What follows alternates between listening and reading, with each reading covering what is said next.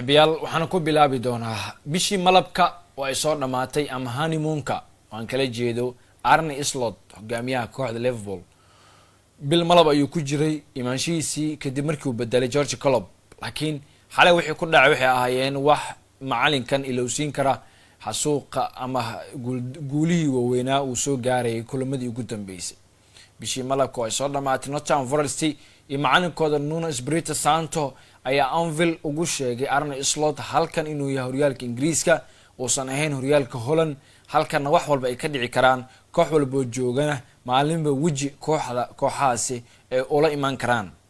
Nottingham Forest gool ever ay kaga adkaadeen kooxda Liverpool gool uu dhaliyay laacibkii hore Chelsea Callum Hudson-Odoi caawin uu keenay ama caawin kubad uu ka lahaa ninka lagu magacaabo ama laacibkii hore isna Manchester Anthony Elanga taalo dhigi karo Chelsea iyo Manchester ayaa ku lug lahaa guushii laga gaaray kooxda Liverpool Arne Slot wuxuu ka hadlay guuldarada kooxdiisa gool ever ayaa looga adkaaday Liverpool bandhig wanaagsan ay sameysay shaxda ay ku soo gashay kulamadii ugu dambeeyay guushii ku gaareysay laakiin habeen walba iyo maalin walba waxa leeyahay ciid ma ahan oo mar walba ma ahan dhanka guush inay soo mari karto gool ever ayaa looga adkaaday Liverpool guuldaradan lama filaan ay ku ahayd 59 sano ka hor ayaan ugu dambeysay leeyahay kooxda Nottingham Forest inay ku adkaato garoonka Anfield kubadda marar badan ayaa ka luminay xaalad fudud ay yiri ninka lagu magacaabo Slot waa inaan kaliya eegno nafteena waa inaan fiicnaanaa marar aad u badan waxaan luminay kubadda inaga oo joogna agaarka goolka kooxda Liverpool ayaa la kulantay guuldaradii ugu horeysay xilli ciyaareedkan gooshii ugu horeysana waa laga dhaliyay maadaama kooxdan clean sheet ay ahaayeen kulamadii ay soo ciyaareen aan shabaqooda wax gool la gaarsiinin hogaamiyaha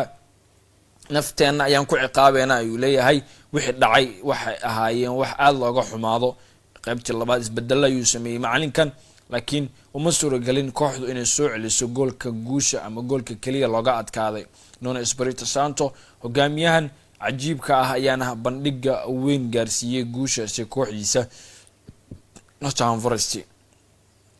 dhinaca kale Liverpool hadii laga adkaaday oo koox iyo taageerayaashooda tirada badnaa ay murugo meel la fadhiyeen xalay dhinaca kale waxa gooska dambe ka qoslay koox Manchester oo isbuuc ka hor Liverpool guuldaro weyn soo gaarsiisay ama xasuuq soo gaarsiisay laakiin shalay ayay dhankooda dhinac ka qoslayeen oo guul ay ka gaareen kooxda heerka labaad ka imaaday Southampton wadadii guulaha ay dib ugu soo laabteen kulan Erik ten Hag cadaadis badan uu dareemayay oo qasab ku ay kooxdiisa in cadaadisku hoos isaga dhigo Southampton sidar darla ay ku bilowdeen 33 daqiiqo ay heleen gool penalty loo dhigay Rigoro laakiin goolaye Andre Onana oo isna dhaleeceyn badan kala kulmay taageerayaashiisa ayaa badbaadiyay isagana soo isaga tirtiro dhaleeceynta taageerayaasha qaybtii hore Manchester goolal ay dhalisay taa oo ka dhigneed Mads Delight goolkiisa ugu horeeyay kooxda inuu dhaliyo Rashford isna 90 ama maalmo aad u fara badan laba bil ka badan la dhigi karo kooxda gool uusan u dhaliyay waxa sidaa ku dhamaatay qaybtii hore kulanka qaybtii labaad Manchester ayaa maamulaysa kulanka kana wanaagsan Southampton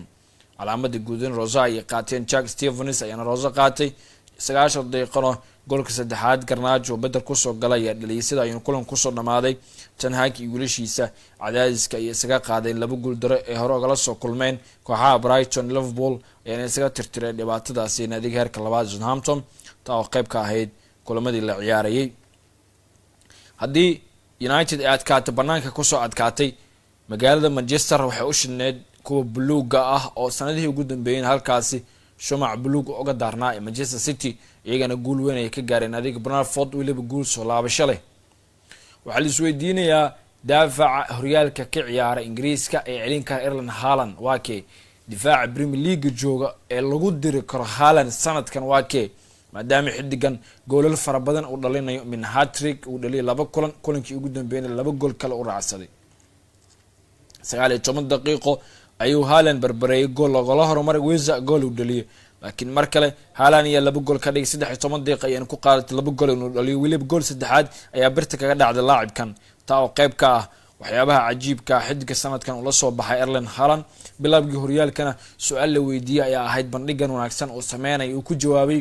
waxaan nastay yiri kulamadii ay ciyaarayeen tartanka Euro dhamaan ciyaartooyda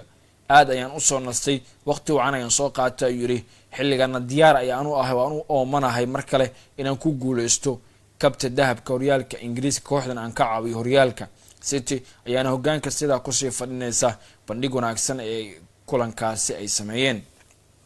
maadaama liverpool guuldaro soo gaartay kulamadii la ciyaaray ay ahaayeen kuwaasi haddii aan raacsado kooxda Chelsea Jordan Sancho wuxuu fariin u diray kooxda Manchester United u sheegay markasta inay tahay koox ciyaartooyda wanaagsan aan ka faa'iideysanin isagana wuxuu tusay taageerayaasha Chelsea inuu yahay ciyaartooy u qalma inuu koox weyn u ciyaaro Sancho kulankiisa ugu horeeyay wuxuu soo bandhig cajiib ah kulankii Chelsea Sancho ayaa ciyaaray kulan kooxdiisa Bournemouth isagoo ciyaaray qaybtii dambe ciyaarahan garab ka ciyaar Ingiriiska Silva Villan ay ugu wareegay Chelsea qaab amaah Manchester ka soo dhaqaaqay kadib markuu ciyaaray daqiiqadii ugu horeeyay kooxda Chelsea Sancho ayaa loo doortay xidigii ugu wanaagsan ciyaarta Sancho ayaa sheegay inuu raaxo ku dareemayo kooxda Chelsea marka loo eego Manchester United oo wax cajiib ah in kulankii ugu horeeyay aan ciyaar aad iyo u faraxsanahay waxaan raaxo ku dareemayaa halkan waxaan la soo dhaweyn cajiib ayuu sii raaciyay gool u dhaliyay Nkunku ayuu caawintiisa lahaa Sancho xidiga ciyaarta ayaan loo doortay taalo dhigi karo kooxda Chelsea ciyaartooy muhiim ah ayaa heshay qasab ay tahay xilligan inay kasii faa'iideysato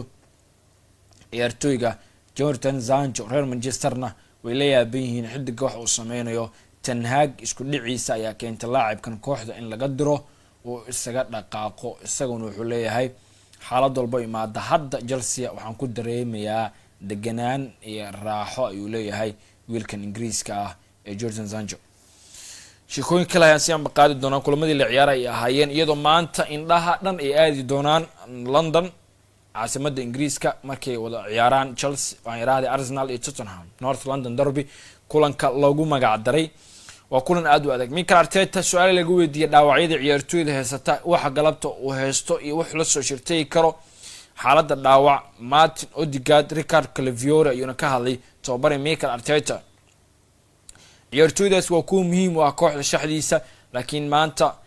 waxay u badan tahay inay maqnaadaan Arteta wuxuu xaqiijiyay maqnaanshaha Martin Odegaard iyo Calafiori kulanka waqooyiga London ee wajihi doona Spurska Gunners waxa ka maqan dhowr xidig sabab la xiriir dhaawacyo bishii ugu horeysay horyaalka Premier League saxiix xagaaga Miguel Marino ayaa dhaawac halis ku soo gaaray garabka intii lagu guda jiray tababarkiisii ugu horeeyay kooxdiisa cusubtaa meesha ka saartay la dhamaadka October inuu imaado sidoo kale wuxuu ku jiraa dhaawacna ku sheegi doona Martin Odegaard iyo Calafiori waajibaadka qarankooda ayuu dhaawac ku soo gaaray kor kulanka muhiimka Arteta wuxuu yiri waxaan u baahanahay waqti dheer si aan u baarno aan aragno wax dhaca ayuu leeyahay maalinta xigta aad ay u dareen fiican yihiin waan ogahay wax walba inay u sameyn doonaan inay diyaar u noqdaan kulanka laakiin uma badna inay ciyaari doonaan maadaama dhaawacyo ay qabaan ayuu yiri hogaamiyaha kooxda Gunners ninka lagu magacaabo Mikel Arteta ciyaartooydaasina waxa lagu tilmaamaa kuwa muhiim waa kooxda maadaama guule ay gaarsiinayeen kulamadii ugu dambeeyay kooxaha ay ciyaareen ama Arsenal ciyaarisay horyaalkii la soo dhaafay horyaalka ama Calafiori kooxda uu ku cusub yahay laakiin dhaawac qarankiisa ka soo gaara ayaa keeni karta xidig inuu fursad u helo inuu ciyaaro Raheem Sterling ayaa leeyahay fursad ayuu galabta heli doonaa inuu ciyaaro Sterling Mikel Arteta hordhiga fursad uu aad uga fikiro kor kulankiisa ugu horeeyay Arsenal iyo Tottenham Gunners ayaa la ciyaari doona Tottenham Sterling maalintii ugu dambeysay ku soo biray Arsenal ayaa doonay inuu ciyaaro kulankiisa ugu horeeyay tababarkii ugu horeeyay kulankii ayuu Sterling muujiyay tayadiisa isagoo burbursaday difaacyada kooxda xidig Sterling ayaa farsamo cajiib ah ku dhaafay Pin White Cornerstone gool cajiib ah ka dhalin tababarka kooxdiisa Sterlingna wuxuu aad u doonayaa maanta inuu ciyaaro kulankiisa ugu horeeyay fursadna inuu helo ay u badan tahay Arteta wuxuu yiri markii uu ogaaday Sterling kooxdiisa in la soo seexanayso waxa uu u sheegay laacibka Haley Arteta ayaa sheegay 10 ilbiriqsi kadib inuu ogaaday in Sterling uu ahaa siixii saxda ah ee Arsenal sameynayso maalinta ugu dambeysay Sterling ayaa ka baxay qorshaha Chelsea waxa lagu qasbay inuu isaga tago kooxda xidiga Arsenal ayaa ku biiray xidiga garabka ciyaara sida Bukayo Saka Havertz Martinelli Jesus iyo Trossard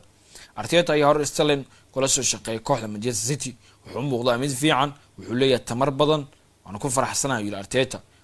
waxa uu doonayaa inuu horumariyo qabareedkiisa markii aan la hadlay 10 ilbiriqsi kadib waxaan go'aansaday inaan kooxda keena ayuu sii raaciyay ninka lagu magacaabo Mikel Arteta hogaamiyaha kooxda kubadda cagta Arsenal oo sheegay inuu aad ugu qanacsan yahay xidigan inuu kooxda yimaado Arteta ayaa la filaya inuu waayo xidigiisa Rice oo ganaax ku maqan Odegaard oo dhaawac ah. Arsenal shaxdi ku ciyaari karto waxa leeyahay qaybka Raya,